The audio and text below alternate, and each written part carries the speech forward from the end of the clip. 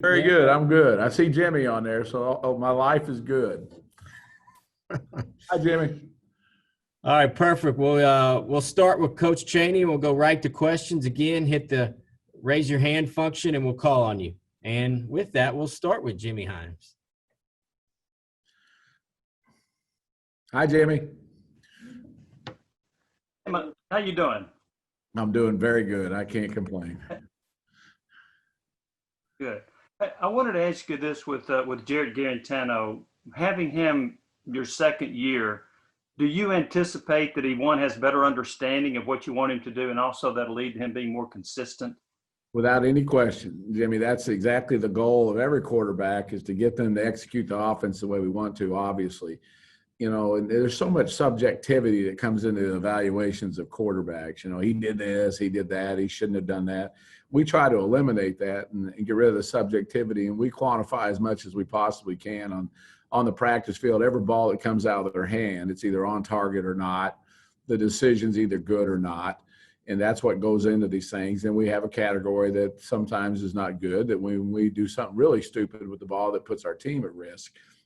And so far up to date, you can see that he's demonstrating the importance of the ball and also understanding within our concepts. Those numbers continue to rise, and it's our objective way of being able to see growth and development. And I feel real comfortable that he's doing that right now. Are we where we need to be? No, not at all, but we got to continue to work to get better. So yes, to answer your question, I feel very comfortable we should see some growth and development out of that position. We'll go to Blake Topmeyer, followed by Rick Russo. Hey, Jim, sticking with the quarterbacks, where have you seen growth in JT Shrout, and how do you see him, or where do you see him factoring into that quarterback competition? Well, the same thing with JT. It's just familiarity, once again, of just knowing the concepts. And I feel like, once again, like I just mentioned to Jimmy, by the numbers, he seems to be doing a better job with the ball. With JT and young quarterbacks within new concepts, they tend to be a little reckless with the ball and putting it in spots we don't want it to go into. So we feel like being able to monitor that, they'll continually get better. And I think JT's done a really good job of that. There's a couple practices there, obviously, that he did some things we'd prefer him not to, like all quarterbacks do. But we have seen growth on that. It's just the security of the football is what we're looking for. But I feel like he's much more familiar within the concepts and progressing through where we need him to go. Rick? Hey, Jim, good to see you. Along the same lines of what Jimmy was talking about, going into another year, and yes, it's been an unusual off season. Do you feel like the guys are becoming more comfortable with what you want to do on that side of the ball? And speaking of the pandemic, Coach, how's that been for you and your guys trying to make it through this difficult time? It is what it is. As a coach, you learn real quick what you can control and what you can't control. You know, we preach it all the time, and unfortunately, we were forced to live what we talk about here for about 6 months. So we can't control some of the stuff that we have to do. So we've learned to live with this, and coaches put schedules together for us to follow, and we have to follow protocols like everybody else does and how we train our kids. But I feel comfortable. We're kind of in a way of doing thing and doing business right now that is going good. And so far, so good with the development of the quarterbacks. It's just been a constant learning curve. I think the familiarity, I think anytime, I don't know, just me, any coordinator you look at, I think if the systems don't change on them from year one to year two, you will see improvement. You should see improvement. And our anticipation is we see that also. We'll go to David Ubben, followed by Brent Hubbs. Jim, where do you see that backup quarterback spot standing right now, and any of the young receivers standing out to you so far? Well, right now it's everybody's playing football. The equal reps across the board with JT Bryan, also with Harrison, and we're giving everybody as many reps as we can. Everything's up in the air. We're way too early to make decisions on that, and coach is trying to keep us in the most competitive environments we can. They got to be put under the fire. We got to see how they're going to react when things happen like that to feel comfortable with them playing. They'll earn that 2 spot and that 3 spot and that 4 spot. Unfortunately, that's life. Somebody's going to get a little better than the other one, and we'll sort that out as the thing goes on. I feel like that's where we're at right now. So nothing's cut and dry one bit. There's competition throughout the team, but particularly at that spot. The young receivers? Talent, very talented. They'll go fast, man. They might go the wrong way fast, and that creates some problems, but they're going fast on the football field. I'm very pleased with the kids that we brought in here as young wide receivers. I think they're going to be just fine. I think you'll see them on the football field helping us quite a bit. It's our job to get them ready to roll. I think they all have a passion for the game, which you really never know when you walk on the football field, the competitive character of these freshmen until you get them out there. You have an idea, but you really don't know. But these kids all love the game of football. That's the one quality they all share. They all want to be good, and they can all run. So, and they can all catch. There's even an added quality to a good wide receiver. They can catch, run, and they love football. So there's really not a lot of barriers other than knowledge that gets in their way of being productive for us. Brent? Jim, on your offensive line, how different is life there now compared to a year ago? And where's the balance of continuity, competition, cross-training, and all those things, given how unusual the last few months and not having spring practice has been? I think that's always the issue. And early in camps, we tend to try to move people around as much as we can to kind of force some uncomfortable stuff with them, trying to find out how many kids we feel like we can line up at tackle and play with, and how many centers we possibly have, how many guards we have. So there's a lot of stuff moving around. We have a lot of moving parts now. But I will say this, that Will's done a good job with these guys, and technically they're getting better every day.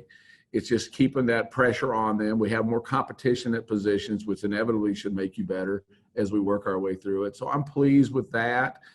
Am I pleased with everything we're getting done? No. I'm not just talking about the line. Every day it seems like we'll take 2 or 3 steps forward and take a step back. So we got to get some consistency is the word we're looking for, and just how we perform and how we practice, just overall practice habits. We got to continue to get better at that and focus on that when we go out on the football field. We'll go to Patrick Brown, followed by Vince Ferrara. Jim, what do you see different in Eric Gray this preseason going into his freshman season last year? And how do you feel about that kind of that tandem with him and Ty Chandler? I like them both, Patrick. They're both very competitive kids. They both are determined to have good seasons. You can just see there's an air of maturity about those two kids when they walk out on the field. They do their business. They're real professional how they look at it. They're trying to get better at specific things as they go on the football field. And Jay's done a good job of just identifying those things they need to work on. They're out there practicing with purpose. You're seldom ever – they're to a point in their careers, you're not coaching effort, you're not coaching alignment, you're coaching the nuances, the things that make a difference on a play with those two young men. And they're really driven to be successful. They're fun to be around, and they're practicing very hard. And Eric's done a good job, as is Ty. Real pleased with those two. Vince? But there was a lot of compliments about Austin Pope when he was out and what he meant to your football team. Now Coach Pruitt said he's back and could be good for the opener. Talk about him specifically, what he means to your football team, and then also the rest of that group of tight ends. Well, Austin is that. He's a stabilizing force. He's a good kid, been around football a long time. We like what he brings to the table. He'll always be that consistent kid that we like. Behind him, you got Princeton Fant is a young man. We bounced around a lot early in his career, but we feel real comfortable where we have him right now doing what he needs to be doing. Jacob Warren is doing a fine job. There's a lot of competition in the room. They all have a little different skill set. It seems like it's interesting to me. Behind him, Jordan Allen, and you got Sean Brown. You got some other guys that are just mixing around, and there's a lot of competition there, waiting on someone to jump above the other ones and emerge as a solid football player. They're just continually learning. You're talking about kind of guys that haven't played a lot of football for us in those spots. So that is a position that we're trying to force feed a lot of growth fast on in development, and we're doing that hopefully through competition. We'll go to Austin Price, followed by Blake.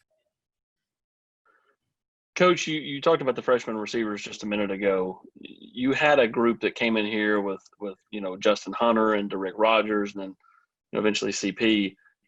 How would you compare this group to maybe those kids, and how would you kind of balance getting them involved the same way you got those players involved about a decade ago? Well, it'll be the same, Austin. We'll get to that game week situation when we finally get down to honing down the game plans and making sure they're fitting in the pieces where they can help us at within the structure of what we're trying to do to win that game. I see them doing that. Forcing the overall learning curve right now on them's tough. T's on their butt constantly just about learning. I think so many of these kids have just been given the ball a lot of times, but there's so much learning. It's like you're teaching them how to learn an offense, and it's a whole different way of doing business, a whole different language they have to learn, and it's tough on them sometimes. So these kids are having to learn a lot, and T's doing a good job just trying to get the boys to figure out what they're doing. And I speculate that it'll be similar to like Justin. They'll eventually learn and get on the field more and more and more, just like Derek did as we went through the thing. CP was a different story. He was a junior college kid when he got here, but the two other ones you mentioned, Austin, would be similar to that. We'll just feed them in. They have skill sets that we can definitely utilize. So there'll be play-specific things, I'm certain, as the season comes along. But I sure like what we're seeing right now. How much growth have you seen in Cedric Tillman this offseason? Fine. Cedric's been battling a little bit of hamstring early on, but he's doing what he needs to do. Cedric's a big, strong kid with strong hands. I feel like he should be a very productive player for us this fall. I'm pleased with Ced. And the kids laugh because Ced's was my favorite. Ced's my man. So Ced and I are tight, and I get a kick out of our relationship. I like the young man. He's getting better and better every day he walks out on the field. Hey, Jim, back to Jarrett. Last year he lost the starting job, got it back. You see a lot of quarterbacks at signs of trouble, will head for the transfer portal. What was that like going through that situation with him? How did you see him handle it? And were there ever any concerns that, he might look elsewhere and not handle the situation like he did? Your actions speak so loudly, I can't hear what you're saying. And his actions spoke for the young man. So that's never been a questionable part with him. His competitive toughness has never been questioned. His resolve to be a starting winning quarterback at Tennessee has never been questioned. It's just going out on the field and performing at a high level consistently. And that's what we're going to try to get done this year with Jarrett. And I'm pleased with him. I like the kid a lot. He wants to be at Tennessee. He's a Tennessee Vol, and he wants to win football games. We'll go to Rob Lewis and then back to Jimmy. Coach, I know he didn't practice last week, but just what have you seen from Harrison Bailey over the summer, and what do you think about his potential? I think Harrison's going to be a solid football player for us here. He's learning. It's the same old stage, just like those young freshman wideouts. They're all learning everything. Unfortunately, Harrison got here early, but we only got 2 days of spring. So it would have been really nice to have had him all spring to see where he's at today, where he's at right now. Yesterday, he threw some very nice balls for us. So it's interesting to see how he continues to grow. It's obvious some of the concepts he has a grasp on. He plays fast and makes good decisions. Other ones that he's a little confused on, he plays a little slower. So he looks to me like just every other freshman quarterback I've had to deal with. They're just learning. The ones they know, they play quick and fine. But I'm pleased with Harrison as he continues to develop. Jimmy?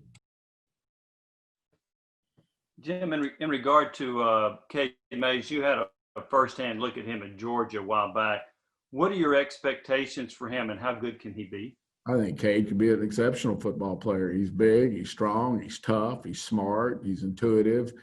That's what he needs to do. He needs to go out and football play. He's a rugged football player. He loves to play the game. I mean, arrows up on Cade Mays. I mean, he's a good player. I like him. All right, we'll go back to David. I moved out of the center here, so they moved me back. I don't know. I haven't moved a bit, and all of a sudden I got wiggled, so I'm learning it. Back to Jarrett for a little bit. How would you assess his 2019 season, and what does that compare to what you're seeing from him in this offseason? You realize there's no questions pre-COVID. That's elementary.